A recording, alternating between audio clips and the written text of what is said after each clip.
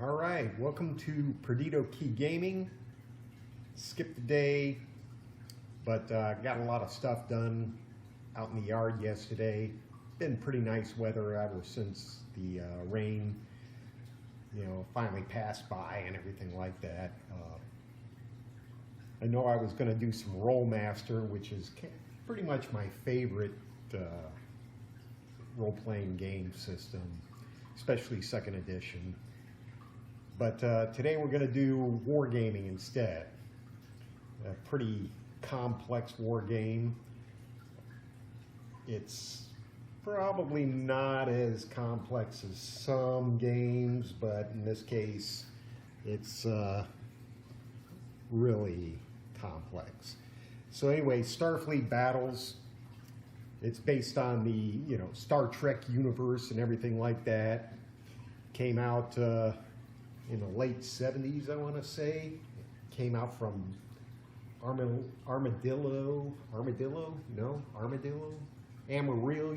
Design Bureau, along with Task Force Games and everything like that.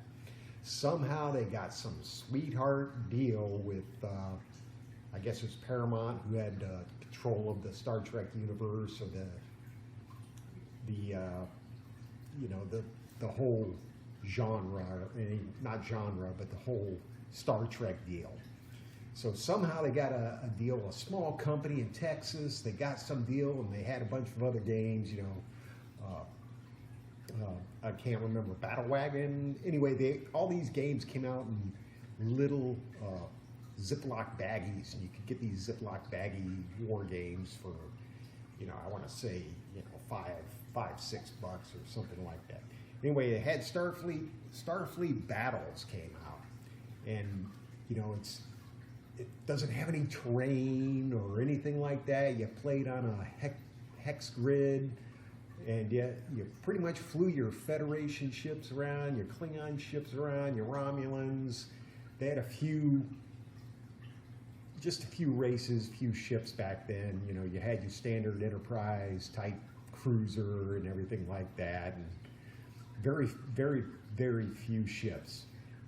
Well, it kind of took off, I guess. They made several bucks. You never saw anything from the rest of the games, unfortunately. There was, Starfire and Starfire 2, Starfire 3.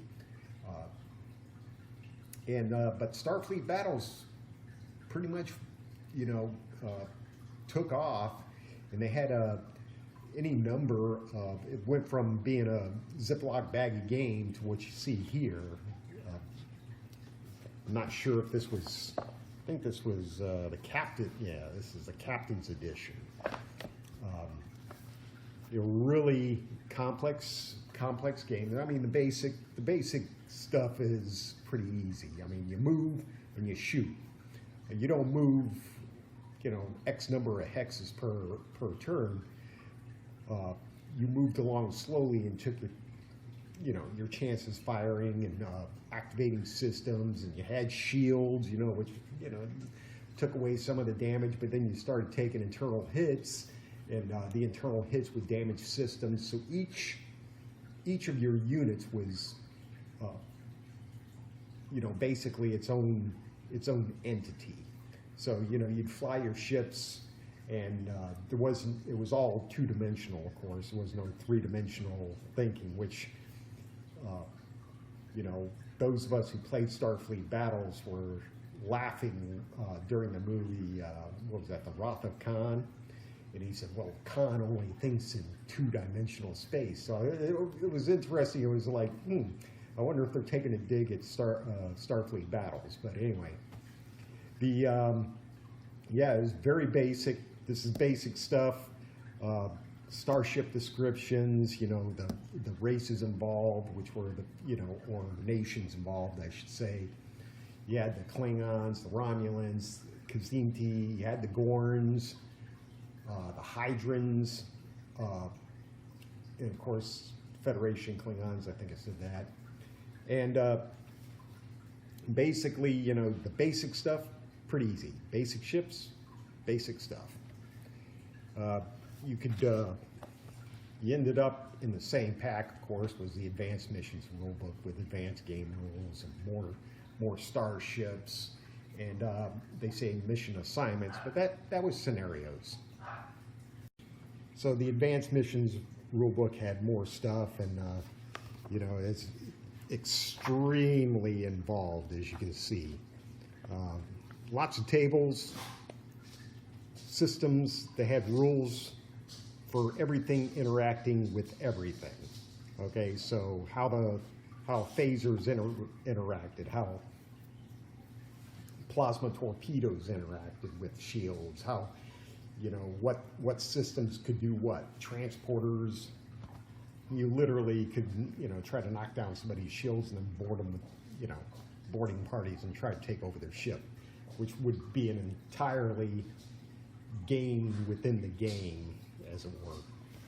They even came out with a module based on the Marines. You know, of course, you had to have your Marines. But extremely complex. And of course, there's an example of your scenarios, very basic. But after they had that particular, you know, they started adding other races. So you had the Tholians, who are, you see in the old Star Trek series are in the game. The Andromedans, I think they were in the original series. Almost every race, nearly every race was in the original series. But they ended up, you know, spreading out. More races came in, more ships, and it became overwhelming. There was, you know, you figured there'd start from, you know, your smallest ship to your biggest ship, and they ended up with any number of things, including fighters. All right, so everybody knows about Star Trek shuttles and everything like that. Well, fighters were the, you know, the armed version of the shuttle, and that, in my opinion, got out of control. I mean, the fighters were everywhere. If you didn't have fighters, you were doomed.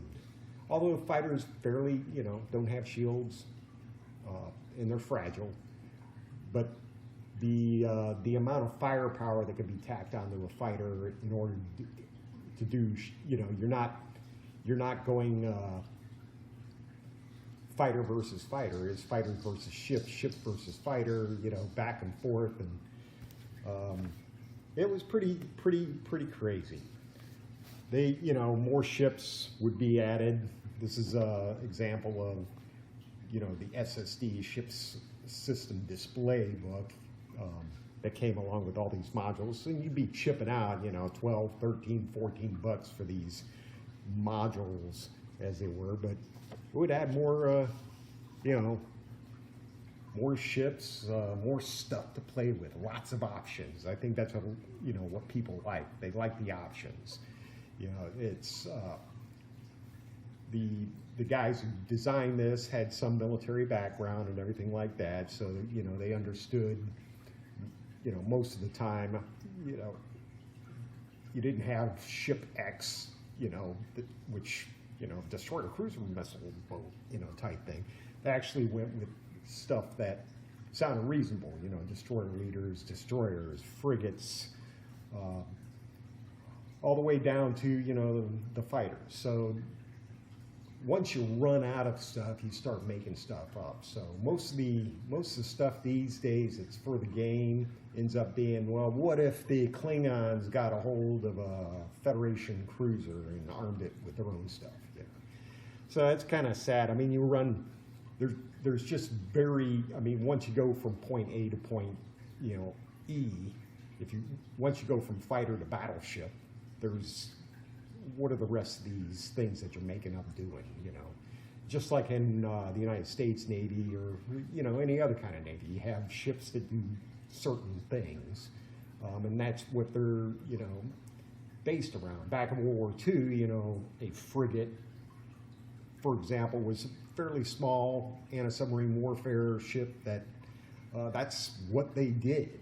These days, they call a frigate some, you know, 5,000 ton ship, where back in World War II they were 800 tons, you know. So things get out of control. not only in games, but in, real life. So, but lots of interest. I mean, the amount of things for the game was pretty enormous, still pretty enormous. They're still publishing. They're down in Texas, bumping out the stuff.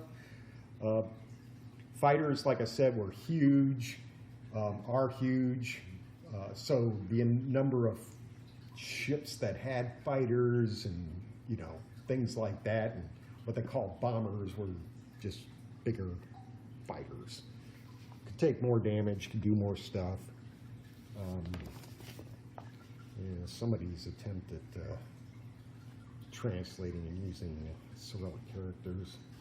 Balashia is I believe, something like that. And the X ships, that's another thing. It was supposed to be a step beyond. These were the X ships. These were like the second generation Enterprise, third generation Enterprise, where they obviously outclassed the older stuff. Also out of control. And of course, more races. They were always adding different nations and things like that. And Jindarians, who were, ships were asteroids, and the first stuff, Hydrons. None of these guys were actually in the original series. Of course, Klingons were. Then they ran out of room in the original galaxy, so they went off on the other side of the galaxy with the Omega Project. More ships, more systems, trying to keep things interesting. Ships out of control, dreadnoughts. And, I have 14 different kinds of battleships. I mean, battleship is battleship, dreadnought is a dreadnought. Gorns, Tholians, Interstellar Concordium was not in the original series. Then we had ran out of room in this galaxy, so I had to go to the other galaxy. But they tried to do various things, fast ships, slow ships. They even went back to, the very start, year one, when, everybody reached space, with their original ships, sort of like, I forget what the series it was, Enterprise, I forget. But, here's an example, Y1, that was, your original ships. Apparently the Klingons still, even back in that early age, had dreadnoughts. But of course, he's, and of course, a lot of the scenarios can be based around trying to take a base, star base, or one of these battle stations, base stations, and things like that, which can become a total knockdown, drag-out fight. Star bases are, massive platforms dealing just, one salvo from them can probably wreck a cruiser.